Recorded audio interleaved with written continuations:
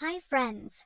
Welcome to the Amazing Digital Circus. I'm your ringmaster, and I'm going to show you how to draw Gummigoo. I guess everyone loves their NPCs. But who knows what happens if I lose track of who's an NPC and a human? Well, as everyone knows, he's a rotten bandit who steals maple sauce. What if I say that he secretly likes pomni? Anyways, he has two brothers, Chad and Max, who he keeps calling foolish. I guess he doesn't yet know that he's an NPC.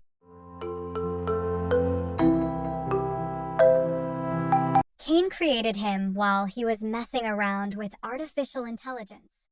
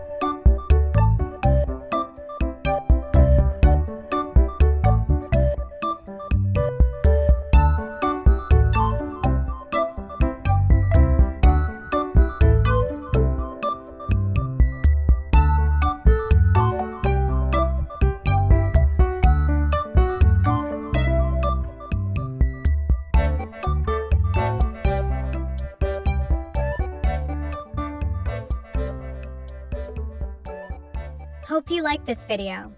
Please subscribe to my channel and let me know what to draw next. Thank you. Bye for now.